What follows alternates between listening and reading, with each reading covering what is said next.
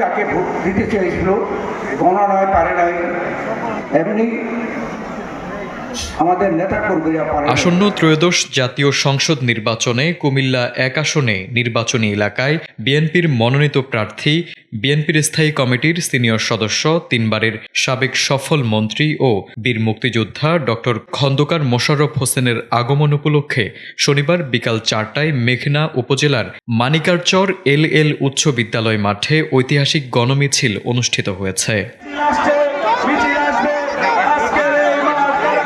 এতে প্রধান অতিথি হিসেবে উপস্থিত ছিলেন ডক্টর খন্দকার মোশাররফ হোসেন। বিশেষ অতিথি হিসেবে উপস্থিত ছিলেন নির্বাহী কমিটির সদস্য ডক্টর খন্দকার মারুফ হোসেন।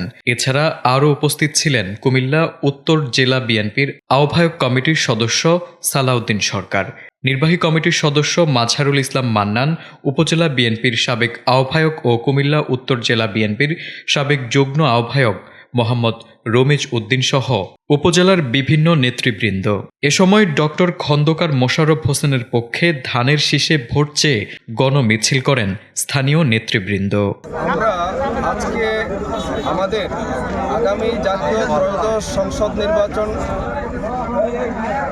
খুবই আসন্ন। সেই নির্বাচনে আমাদের দাউদকান্দি এবং মেঘনা কুমিল্লা ১ সংসদীয় আসন থেকে আমাদের প্রাণপ্রিয় নেতা, বিএনপি জাতীয় স্থায়ী কমিটির অন্যতম সদস্য, সাবেক সফল মন্ত্রী ডক্টর খন্দকার মোশাররফ হোসেন স্যার